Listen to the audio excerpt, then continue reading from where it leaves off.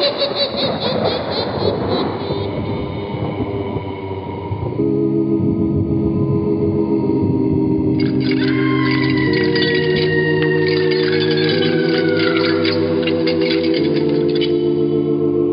Mysterious Old Radio Listening Society podcast.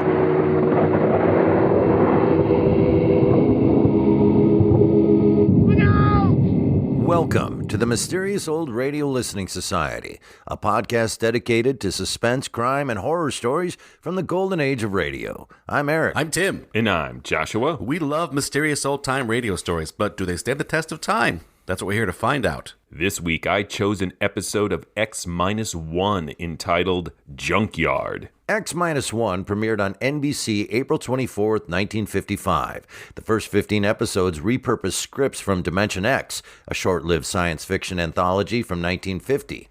The rest of the program consisted of all-new adaptations of contemporary science fiction stories, as well as original scripts by NBC staff writers. During its 3-year run, X-1 produced 126 episodes, including stories from Philip K. Dick, Frederick Pohl, Isaac Asimov, Theodore Sturgeon, and Ray Bradbury. Junkyard was adapted from the short story by Clifford D. Simak.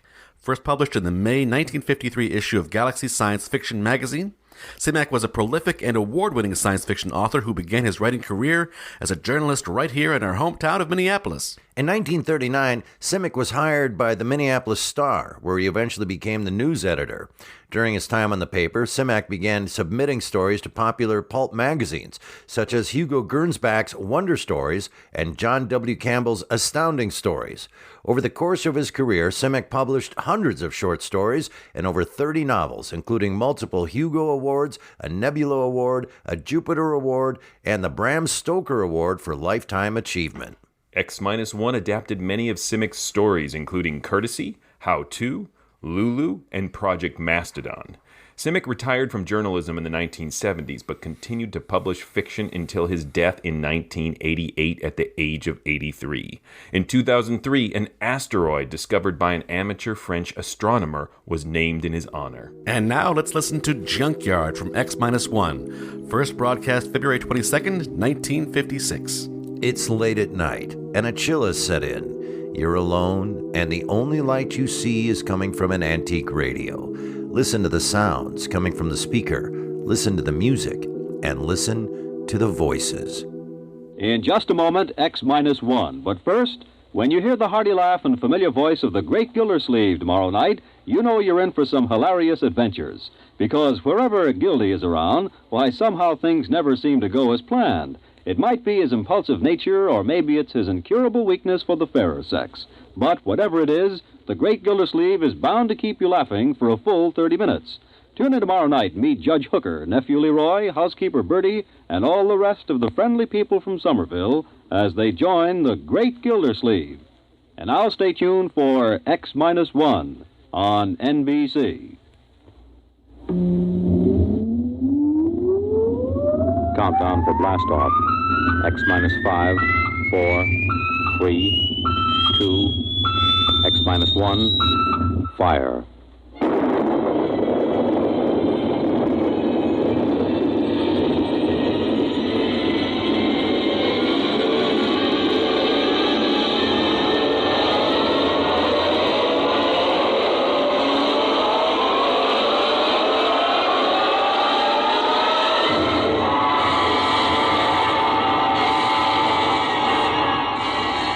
From the far horizons of the unknown come transcribed tales of new dimensions in time and space. These are stories of the future, adventures in which you'll live in a million, could be years, on 1,000 maybe worlds. The National Broadcasting Company, in cooperation with Galaxy Science Fiction magazine, presents X minus one.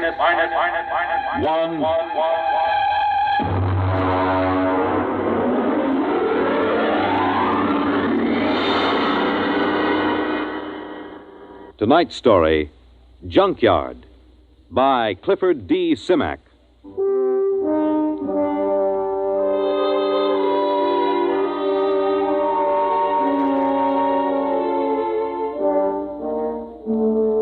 Funny thing about the whole thing was the fact that we had never intended to land on Planet 9. We circled it and decided it was strictly a low-grade affair. It wouldn't amount to anything for 1 billion years or so. As commander of a galactic survey team, I couldn't waste my time on it. Then my exec saw this junkyard through the telescope. We landed. Took a look at a load of alien machine parts discarded by some other spaceship, and then prepared to take off for Earth. It had all been a waste of time. Engine room, MacGyver. This is Commander Warren. All secure? Yes, sir. Very well. Count down for blastoff. Engine room ready, sir. X minus 5. Minus 4. Minus 3. Minus 2. Minus 1. Fire.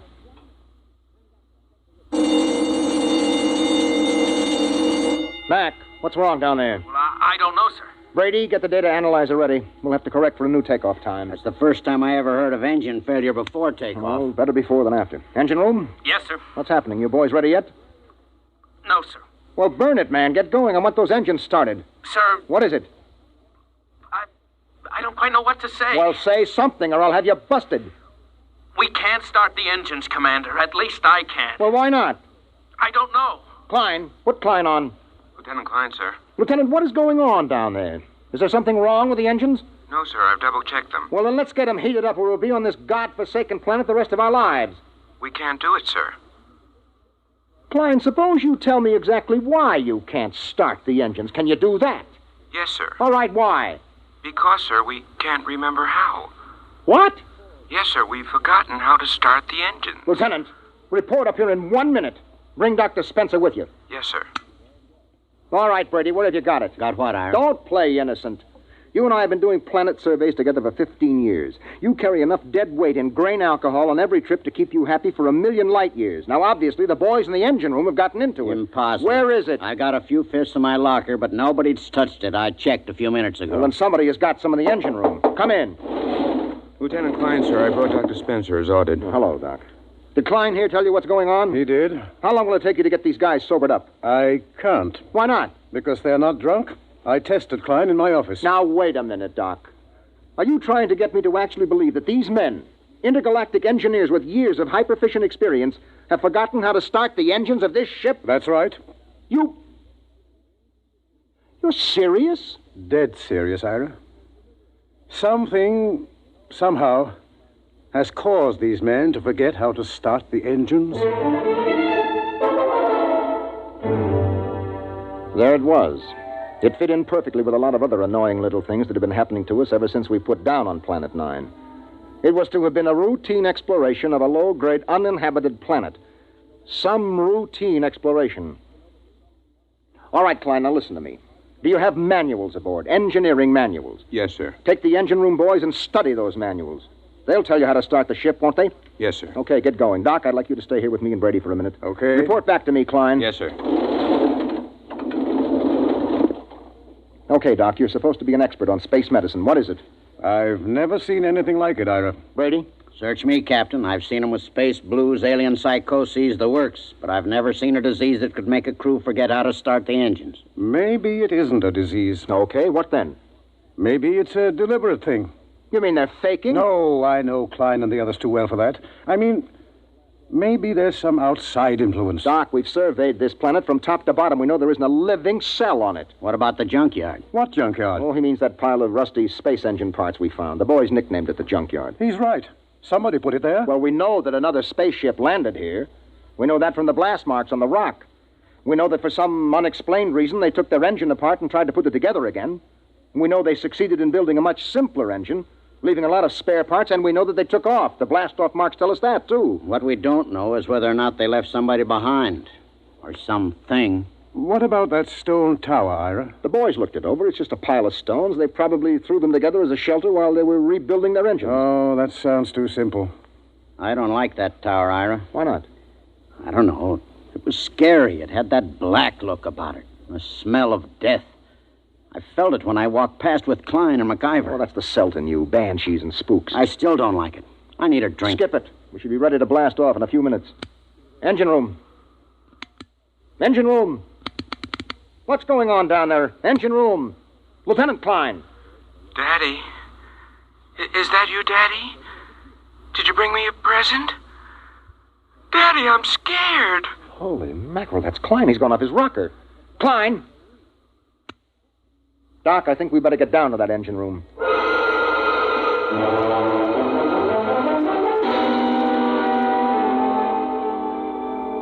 When Doc examined Klein, he found him to have the mind and memory of a 6-year-old. That's it, Ira. Something drained Klein of his memory. And that's as much as I can tell you. Well, that's a big help. Here's the manual he was reading. Well, at least we can follow this manual and get off this stinking planet. Look, hand it to me. Right here.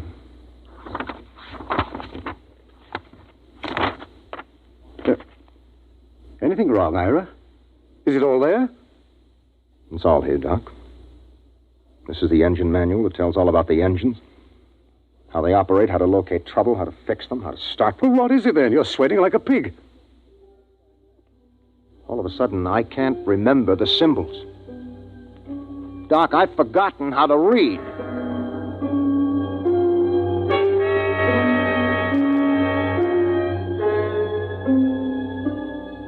I left the engine room and went out through the lock to stand on the outside platform of the ship. I looked over the junkyard where the metal of the rusted engine parts gleamed. There was a riddle there. A riddle we hadn't been able to figure out.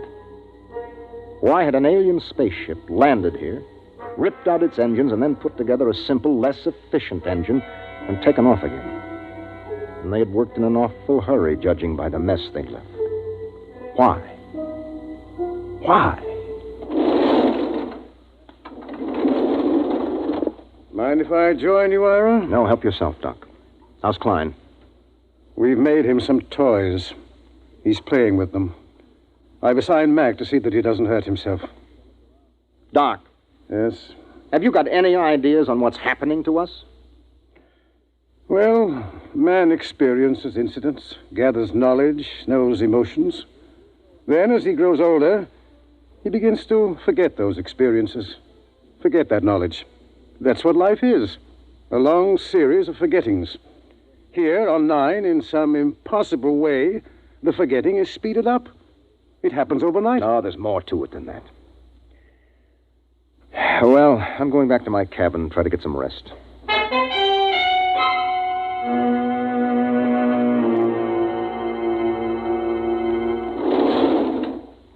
That you, Ira? That's me, Batters. What gives? We're in a jam. There's been planets I wouldn't mind being marooned on, you know. But this ain't one of them. There's something here, Ira. I can feel it. Yes, I can feel it myself. Maybe we should have looked around more. Klein looked around. Klein was the one found that tower. Bertie, that's right. He did. He said he didn't like it. He said it scared him. In the morning, Bad Ears, we'll go and see that tower.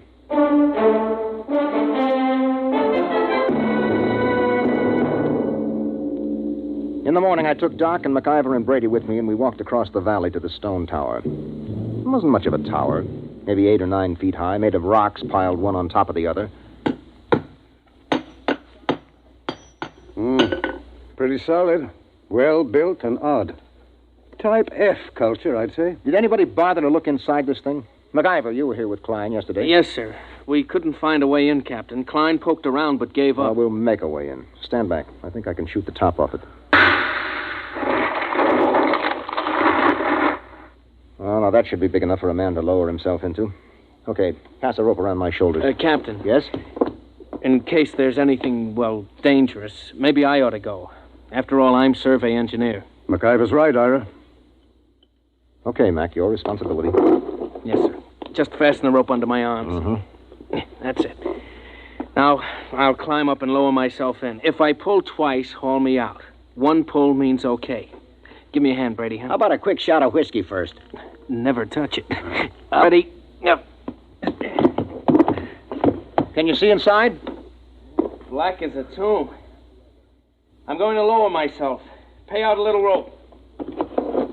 Well, it's been lovely. Here we go.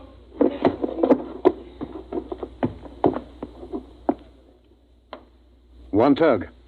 He's on the ground inside. Yeah, I wonder what he's found. I still don't like it. Oh, Brady, there's probably not a thing in there except a few... There's 2 tugs. 3. Come on, haul them out. Heave. Yeah, Brady, help me through the top. Right. Easy now, Mac. What the heck is in there, anyway? Mac? Mac? Dada? Dada? Holy jumping asteroids. Doc, he's flipped. No, he hasn't lost his mind. He's just reverted to babyhood.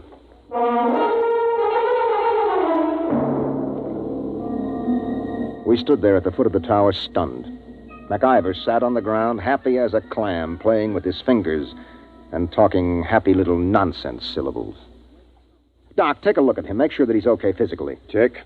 If it's fright, his pulse will be way up. Mac, let me have your hand. That's a good fellow. Now. Good heavens. What is it? I've forgotten what the normal pulse rate is.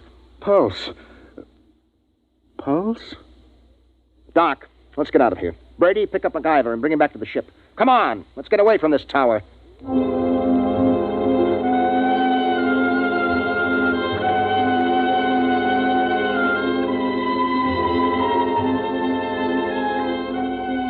A few minutes later, Brady and I sat in the captain's quarters. He didn't do much talking, just sat and tipped his bottle to his lips ever so often. Well, at least we know in a general way what we're up against. Do we? We know there's been knowledge lost, important information forgotten. Check. Now, that memory, that lost skill, that knowledge went somewhere. Maybe there's something in that tower that takes it away. And I have a silly feeling we might even get it back. Have a drink. That is, get a couple of men, volunteers. Now? Now. What for? We're going to find out what's inside that tower.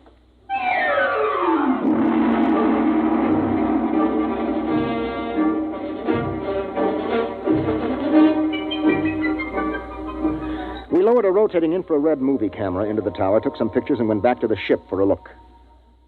There was something in there, all right. Now, as far as we can determine, this thing we photographed is shaped like a watermelon standing on end. The movement of the hairs all over it suggests vibrations, such as an antenna of an insect. Underneath are wires leading to terminals that seemed plugged right into the thing. You think it's a form of life? My guess is a combination of living organism and machine. After all, man and machines work together. The difference is that man retains his individual identity. Well, since it doesn't locomote, somebody or something must have put it there. Exactly. It looks like some kind of communication organism. If it is, it's a communication machine that is built to take in information rather than pass it along. Doc, do you really think that egg in there has been stealing our memory? Why not? Well, because it's too wild, that's why not. It's no wilder than a lot of other things we found. Say that egg is a device for gathering knowledge. But there's no knowledge here to gather. I mean, how often does a ship land on an out-of-the-way melon like this? Wait a minute, Brady. Who says that knowledge has to be collected here? What? I said, why do we assume that knowledge has to be collected right here on Planet 9? We forget things back on Earth, don't we? Good Lord. Suppose you were some race setting out fish traps for knowledge, and you had plenty of time to gather it. Where would you put your traps? On a planet swarming with intelligent beings where the traps would be found and destroyed or their secrets snatched away? Or would you put them out on some second-rate world where nobody would ever bother them? Good heavens, I'd pick a spot just like this. Let me fill in this picture, Doc. I think that some unknown race is bent on trapping knowledge throughout the galaxy. Ira, if what you say is true, if it is, then every time someone on Earth forgets something, it's because one of these eggs has drained it out of him. Well? It's too fantastic. Have you got a better guess? No. Well, the question is, what do we do next? If anybody gets near that egg, he winds up like some puling little baby. You were pretty near it that first day. Did you forget anything? Well, how should I know? I was too pleasantly lit up on grain spirits to know the difference. Well, the question is still, what now? I'm going outside to think. Ira. Yes? There is one thing to keep in mind. What is that, Doc? If those are memory traps, then there must be a way for somebody to empty them. And if we're ever going to get away from here, what's gone in has got to come out.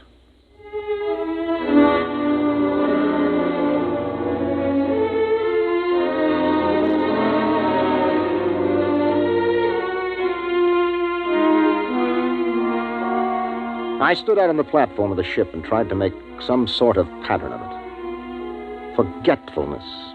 That was the key word. All through the galaxy, in every culture, there was forgetfulness.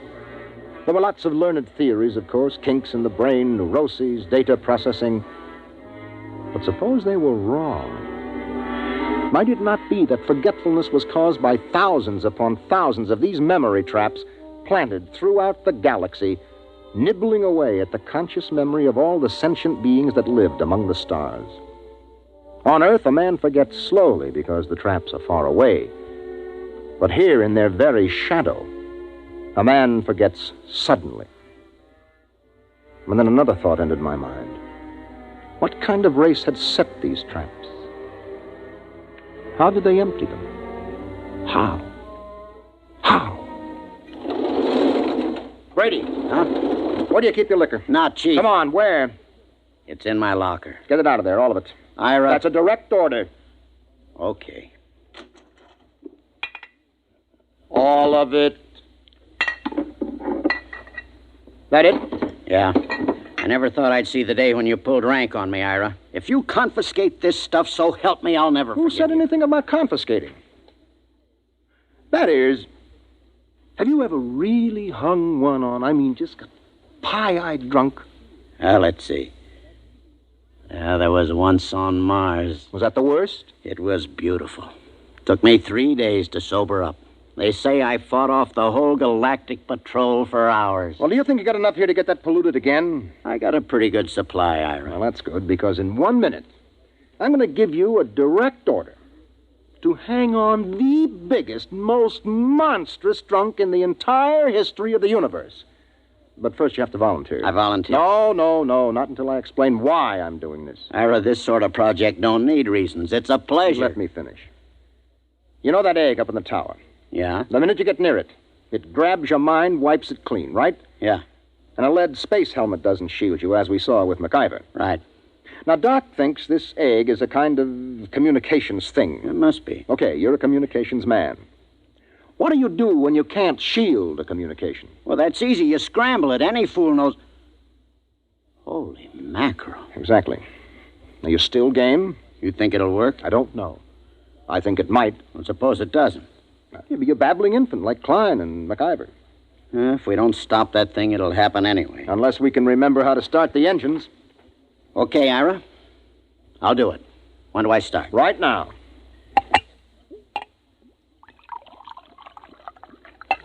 Well, Ira, here's mud in your ever-loving intergalactic eyeballs.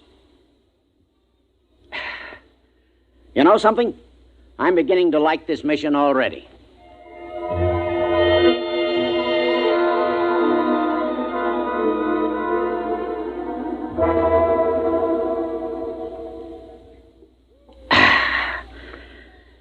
Well, that kills the last bottle. How am I doing, Ira, old buddy? You're not drunk enough.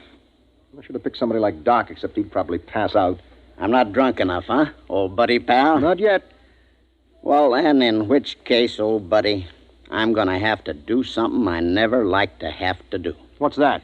I'm going to have to go into my extra special emergency reserve supply.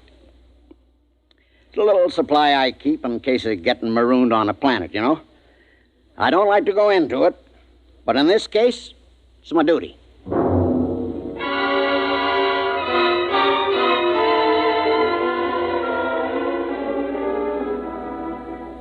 I'm a rambling wreck from Georgia Tech and a heck of an engineer. A rambling wreck from Georgia Tech and a heck of an engineer.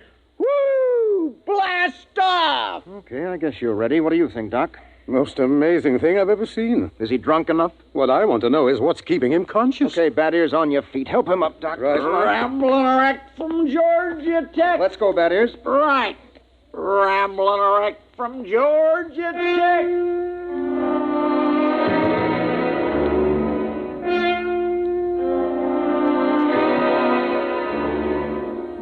Somehow we pushed, hauled, and stumbled Bad Ears Brady out of the ship and up the rocks to the egg tower.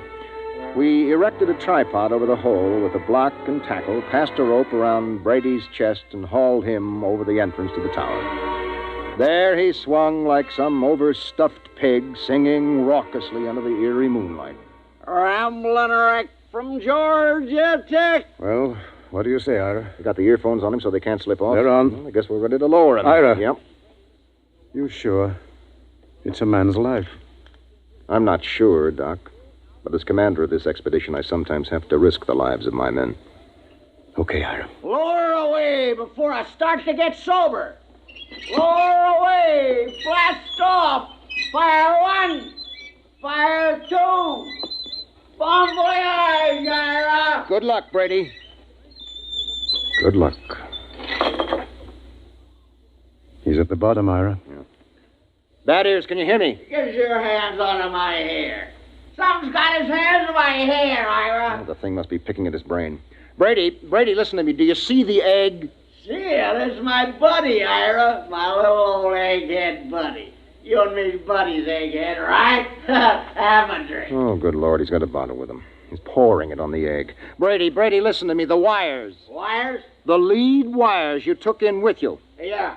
Pull out the studs on the egg and hook your wires to it. You got that? Just a minute. Me and Egghead's gotta have a drink. Oh, good heavens. It's no use, Ira. He's too drunk to know what he's doing. I'll try again. Brady, listen. Your friend, the egg, can't hear you, see? He can't have a drink until you hook your wires into him. You got that? Sure, that's an awful thing. That's dreadful. Okay. What's he doing? Doc, you getting any impulses? Not a thing. Maybe we better haul him out. If he starts to sober up... Maybe we'd better. Okay, 1, 2... Wait a minute, wait. What? I'm getting something, Ira. What? This is fantastic. Oh, I'm getting something. All right, haul him out, quick. Right. Come on. A rambling wreck from Georgia Tech. Brady, are you all right? Doc, help me. Take a look at him. Is he okay? Yes, he's okay. Just passed out. Let's get him back to the ship. Right. You know what, Ira? What? Tomorrow about 9 a.m., we're going to be in on the most colossal hangover in the history of mornings after.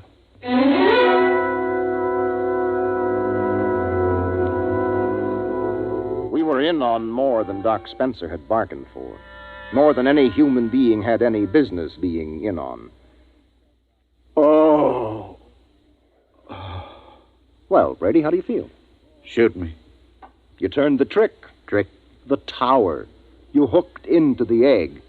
The stuff is rolling out now. Doc and the boys have got a recording hooked up. The stuff they're listening in on is enough to set your teeth on edge. What stuff? The information that mind trap has been collecting for hundreds of years. It'll take us years to sort it out, but we're getting some of it straight already. Any of our own stuff? Plenty. Anything on engines? Well, not on our engines. So? We got the dope on the Junkyard engine. Mac and the boys are helping to get it assembled. We're ripping out our own engines and just keeping some of the parts. Another junkyard, huh? Another junkyard. The engine we're building now is superior to anything ever built. Pretty handy little gadget, that egg. Only one thing. What's that? Tell Doc if he comes across a good hangover remedy to let me know, huh? Oh.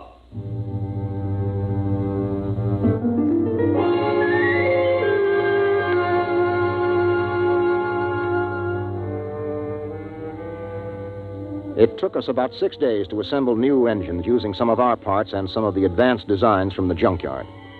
During most of that time, Doc Spencer sat down at the tower with a set of headphones monitoring the information from the egg. He was like a man possessed. I didn't think anything unnatural was happening until the night of the 6th day. Well, that does it. The boys have got the engines ready for blast-off. There's a full moon, too. We should be able to lift her by tomorrow morning, huh? We're blasting off in exactly 1 minute, that is. What? In exactly 1 minute. But Ira, Doc, and some of the techno boys are down monitoring that egg. I know it. Well, it'll take them 20 minutes to get back into the ship with all that equipment. They're not getting back. Huh? I said they're not getting back. Ira, are you nuts? Come here, that is. I want you to take a look through this field scope. You can get a good close-up of Doc and the boys who have been monitoring that egg. Now, wait till I get it focused. You got 'em? Yeah? Take a close-up. Mother in heaven. You see why we have to leave them here? Those faces, they're like some kind of beast. What is it, Ira? What's happened to them? The same thing that must have happened to the crew of the last ship that touched here. The same thing that made them blast out of here in such a tearing hurry. What? That is, there isn't only knowledge in that thing. Those boys are monitoring something else. Something else. Personality, that is. They're not human anymore. They're turning alien.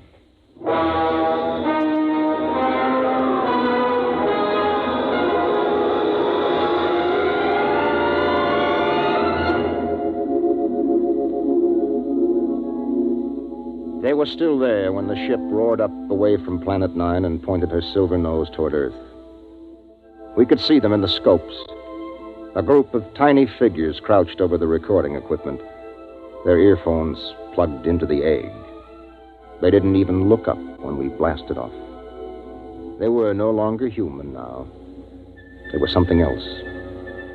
Something 1,000,000 light years old and of another world.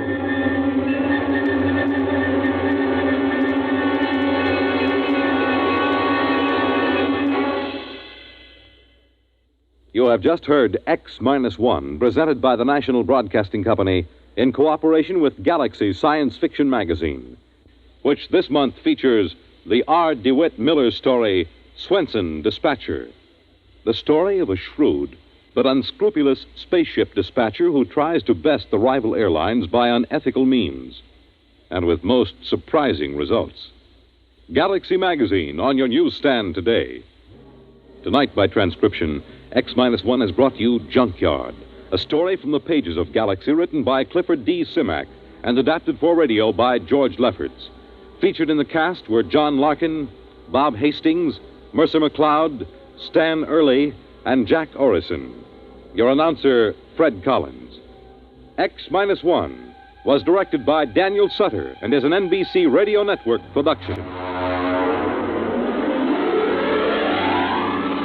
That was Junkyard from X-1 here in the Mysterious Old Radio Listening Society podcast. Once again, I'm Eric. I'm Tim. And I'm Joshua. That was your pick, right, Joshua? Yes, it was.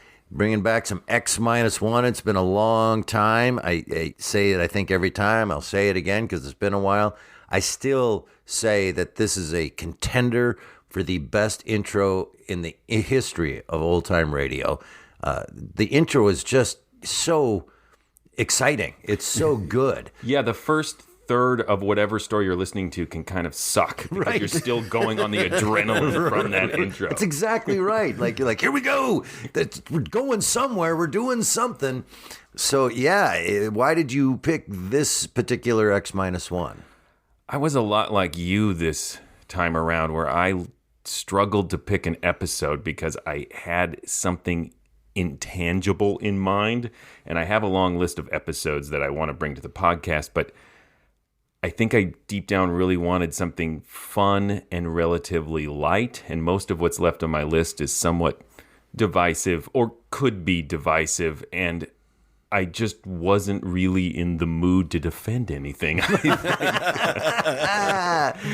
I still wanted to bring something that had enough ideas and interesting details to generate discussion, and something that I actually really, really liked. It's not that I couldn't defend this if I wanted to, but Because you're going to have to defend this.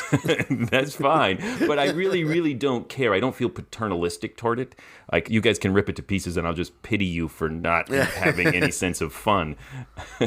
Well, you're going to be sadly disappointed because I really like this. And I think one of the main reasons is because of the roller coaster I was on of, I know what's happening.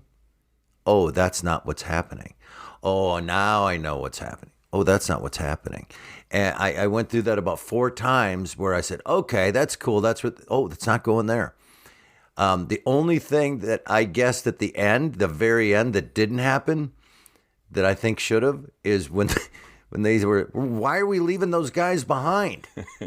I thought it was because we're going to have these memory traps all for ourselves. I thought it was going to be a nefarious taking over the universe kind of thing, and instead it was because they're doomed to die, which was fine. It was also a little because we're xenophobic. Right. They are now an other, and they cannot come with us. But I thought it was really interesting and unexpected the idea of memory traps. And I thought it was cool. It reminded me a lot of Star Trek, which is one of the reasons I brought it. It has that high concept science fiction in it where there's some ancient alien thing that affects human history or biology in some way. And the crew has the kind of banter and camaraderie of the Star Trek characters. Yep. There also seems to be some sort of regulated mission they are on. They don't mention a government or League of Planets or anything, but they have a type for different cultures. At one point, they say the tower it looks like a type F culture. And so if you didn't know what year this was made, I think you could listen to it and really think, oh, they were totally ripping off Star Trek instead of, oh, no, this is the golden age science fiction that inspired Star Trek. Yeah, I'm totally on the same page as you, Eric. The only sort of critique I have is that last twist of they're becoming aliens is just not as big a fun twist as every other twist that had come so far. Right. And that's barely a critique because the fun twists, which makes me sound like I love it when people lose their memories. I think. I don't remember. Every idea was just not what I expected and so much fun and a delight to discover. I really like the idea of the fun and yet somewhat plausible idea of the only way to beat this thing is to be super drunk. That metaphor of scrambling the signal, like, that's perfect. Yep. I buy into it now. Yep. And it allows for really fun character stuff and plot devices. And, I learned a new song. Right. So speaking of the song, you don't know about this probably, but, and I was thinking about you too. I bet you they don't know this. The entire fight song for Georgia Tech goes like this. I'm a rambling wreck from Georgia Tech and a hell of an engineer. A hell of an engineer. I love their fight song so much. That's it. That's what they sing. Somebody said, write a fight. Fine, I'll write a fight song here. We're done. I love the simplicity of that. I love the beauty of that. I like how funny it is. And then when he was singing it, I went, I bet you Joshua and Tim don't know that. That's the real song. That's I the assumed real. It was part of the real song. I didn't know it was the totality of the real song. Apparently, it was designed for drunks to be able to remember the lyrics. Correct. But the best part is instead of writing things, hell of an engineer. There, we're done. We're good, right? We're really good engineers. We're done. And I also didn't know that song was that old. You know, what is this, 1952 or something like that? 56 is when this was recorded. I guess that's not that long ago, but I just didn't think that in that time that it would be acceptable to sing out loud, hell of a, right? I always assumed that was something that was invented more contemporarily, that fight song. So back then it was heck of a. You're right. It probably goes back to the 20s. Yeah, and I guess. they were far more freewheeling back then. There are some loopholes as far as you would think that the captain of the ship would have more knowledge of how to start it. I wouldn't think in a... If those guys die, we're screwed. No one here knows where the start button is. The exact phrase of we don't know how to start it. See, like, they can't fix it, fine, that makes sense, but just the on button? Right. But this is a huge ship. Sure. You don't just start a sea ship by pushing a button. But if we've learned anything from Star Trek, the captain has immense knowledge of how everything works. Does he? Yeah. They're always relying on Scott. Yeah, but they always have, they know what they're doing. Administrative staff sort of, in theory, come through some branch or the other. Maybe not engineering, but somebody. I would just say in general, there should be a backup plan to something happen to the guy that knows how to start the ship. I related to it because if my car won't start, that's it. Right. I'm trapped. And depending where I am, I might die. Me too. Because I don't understand And I got the impression there was an entire engineering staff down there that they all forgot. Right. Still, I think the captain should be more knowledgeable than that. Well, he was prepared to read the manual. Yes, he was. He was prepared to tell someone else to read the manual. No, but I thought it was the commander who eventually goes, give me that, and starts trying to read it. And right. After everyone else fails to do it. Which in my ongoing category of irrelevant comic book metaphors, or metaphor references, it reminded me of the Tower of Babel storyline from Justice League. Pauses for no reaction. Yeah. where Ra's al Ghul, I believe, Oh, I know who that is. Oh, yes. Via satellite, interrupted everybody's ability to understand symbols, so they could no longer read. They also, like in the middle of surgeries, couldn't interpret what the machines were telling them, so just suddenly no one could understand symbols, and it was a worldwide panic. It was interesting to have this devastating effect from that simple lack of symbol recognition. I found it a comforting idea to be able to blame my inability to recall names and words. Right. That I loved. An evil alien Yep. Well, somewhere out there. Too, there was a reference at some point, some utopian, utopian scientist was talking about aging as this isn't inherently something we have to do. This is more like a disease that happens to us, that happens to everyone. But there is, in theory, some treatment for aging, which I love that notion of forgetting isn't just a thing that happens because it is inevitable. It's a watermelon in space that is eating your thoughts. There's a depressing line, though, that that's what life is, a long series of forgettings. Right. Oh, man. Yep. Ouch. In general, for something that could easily turn goofy and not enjoyable, from the simplicity, from the over-the-top character, the drunk stuff, all of that, I found it to be quite compelling performance-wise. I thought everybody was staying very true to a reality of reaction. I found it very realistic and I love the acting. Even with the drunk guy swinging, they're like, okay, he's drunk and that's not a joke. Adding to the stakes because, oh no, our lives are in the hands of this messed up guy. They even took the time to earn how hilariously drunk he becomes. Right. Because we have a scene where he's been drinking quite a lot, and they're like, you're not drunk enough. Right. And so they intentionally, again, the stakes are so high, we've got to bring him close to death. And that whole concept of doing that for the story could easily go down a pathway of ridiculous and ruin it. Instead, it was very real. Like, okay, this is not a joke. You've got to get drunk, and this is not fun. And the reaction, performance-wise, by the actors stayed within the realm of reality that I enjoyed. The drunk humor was presented in a very sober manner. Yes, that's a great way to put it. And that setup of there was a ship here, they had to destroy and rebuild their engine, and we don't know why, but it becomes apparent pretty quick that we're probably going through the same process whoever was here went through. Right. And I don't think it was explicitly stated where the tower came from. Right. Was it built by the aliens to hide the egg?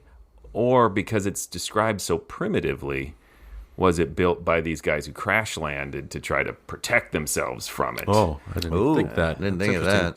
But it's interesting that I don't think it was mentioned. I listened to it twice, and they didn't really give any reason. They just left it mysterious, which I kind of like. Stop bragging about how many times you listen to this.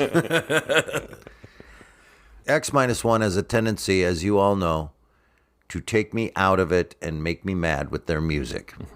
The music was great. There was nothing about the music that bothered me in this X-1. I think your response to this really clarifies to me what you don't like about X-1, and that is you do not like science fiction satire.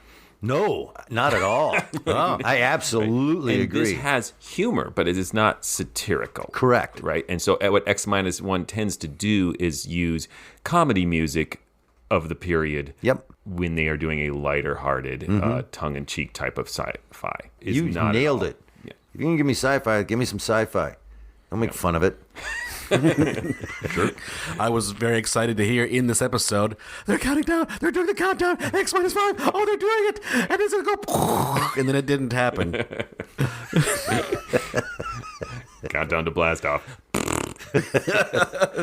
Why? It's really satisfying and nerdy and great fun. And one last thing I definitely want to point out, as much as you're saying they ground the comedy with their performances and keeping the stakes intact, they are also really good comic performers. Like when the jokes are funny, they deliver them really, really well. Like that whole setup of the drunk scene when the commander is asking, bad ears. I am going to need you to do this for the universe. I need you to get on the biggest drunk in history. I'll volunteer. Yeah.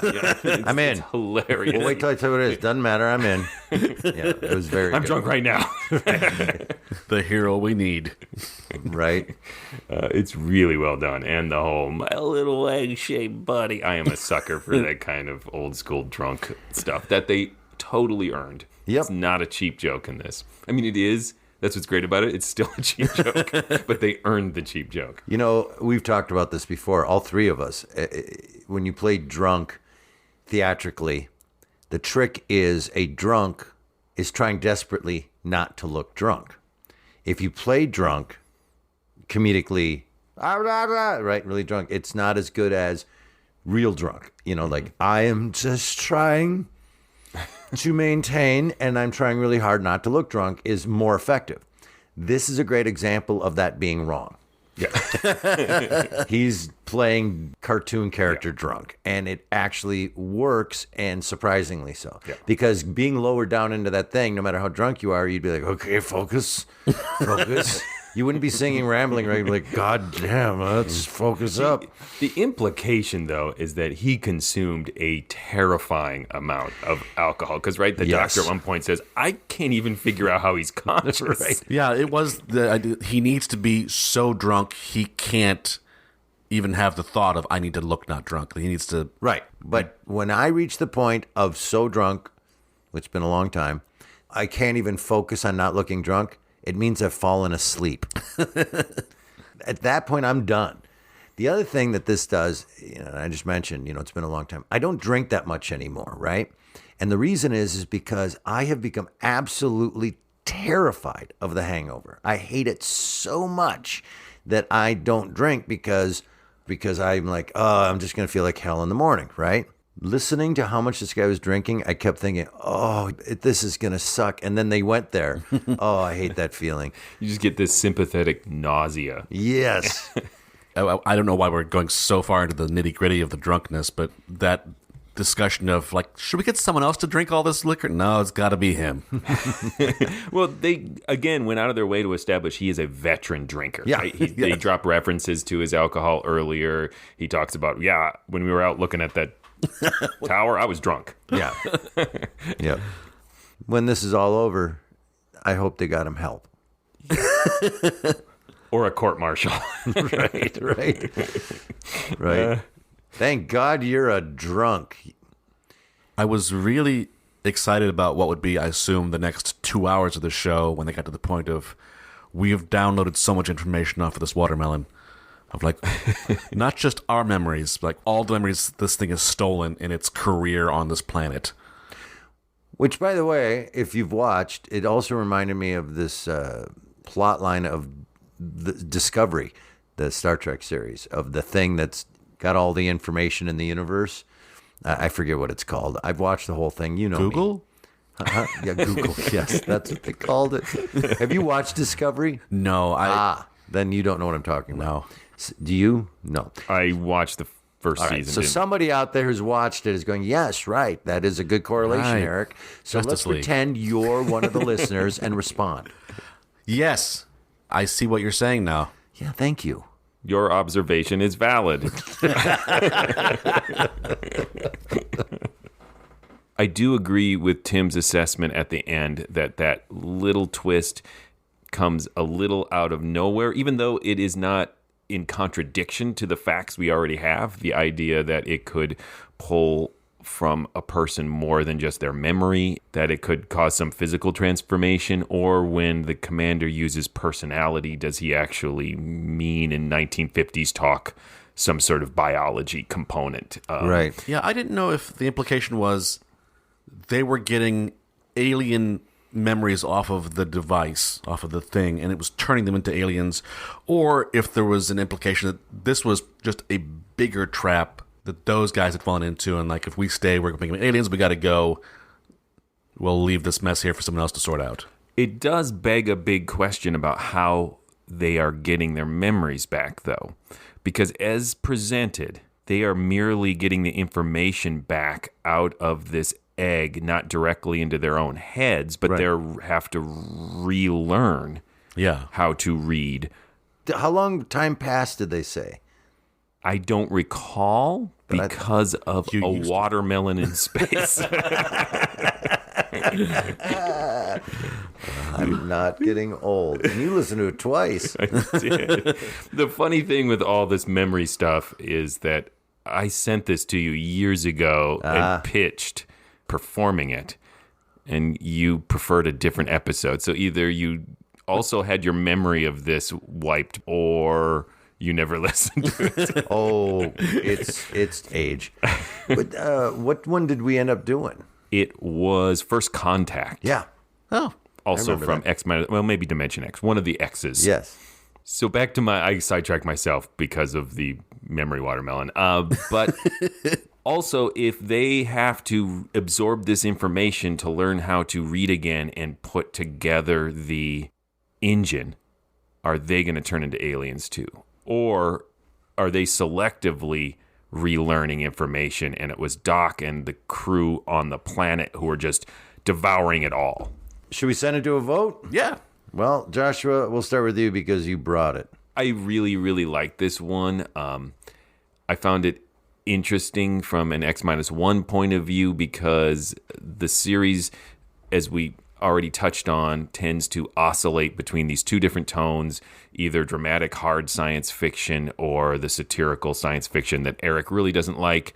And this tended to marry them to a degree. I don't think it's necessarily satirical, but it uses, as we mentioned, comedy in conjunction with drama in a way that really works well. And in that way, it's kind of an outlier in the series. So overall, I think it is really fun, smart, ambitious, but not afraid to be silly too, which I really enjoy. So I think in that way, it stands the test of time for sure. I don't know that it's a classic, but it's solid X-1. It falls into that sweet spot for me. It didn't go too far this way or that way. I found it interesting. It was enjoyable. It's not classic by any means, but it also stands the test of time in the sense of someone could listen to that and go, that was fun. So that's about as far as I will go with it, but I did enjoy it. Yeah, I'm on the same page. Really enjoyed it. Certainly stands the test of time. I think any modern listener, whatever their experience of radio, would listen to this and enjoy it. I don't think it's a classic, not because of any failing, just because it does not rise above and become superlative, but really good. Really enjoyed it. Stands the test of time. It's right in that sweet spot, isn't it? Of, yeah, that was good. Thank you. And that's what I was aiming for. Tim, tell him stuff. Please go visit ghoulishdelights.com. That is the home of this podcast. You'll find many other episodes there. You can leave comments on episodes. You can vote in polls. Let us know if you agree with us, if you think we're terribly wrong, if we're close, but you have some nuanced more opinion. You can do that. You can also send us messages. You can link to our social media pages. You can link to our Threadless store and get swag, or you can link to our Patreon page. Yes, go to patreon.com/themorals and support this podcast. We have all kinds of bonus podcasts on there. How much content do we have now built up? A lot. Yes, many podcasts you can download and listen to. If you like science fiction, we have listened to a number of sci-fi episodes, including Dimension X and X-1. So much. I mean, let's cut to the chase. Give us money. Thank you. If you'd like to see us performing live, we do recreations of classic old-time radio shows and a lot of our own original work live on stage, performing audio drama. You can see where we're performing every month. We perform somewhere once a month by going to ghoulishdelights.com or mysteriousOldRadioListeningSociety.com. There you'll see where we're performing, what date we're performing, and what we've chosen to perform that month. And if you can't make it to the actual venue that we're at, you can, by being a Patreon, get the video of our performances as part of being a Patreon. That's so you can watch it that way. So if you want to come see us and you're like, I don't want to be a Patreon, but I want to see you, well, then you have to be a Patreon. So we got ya. I don't know. Hey, what are we going to listen to next? Next, we have a listener request. It is an episode of The Price of Fear entitled Come As You Are. Until then... Look out! Okay, Before anybody sends us an email, Eric was wrong. There are more lyrics to the Georgia Tech fight song Ramblin' Wreck. In fact, here is a 1953 recording made by the Georgia Tech Band and Glee Club.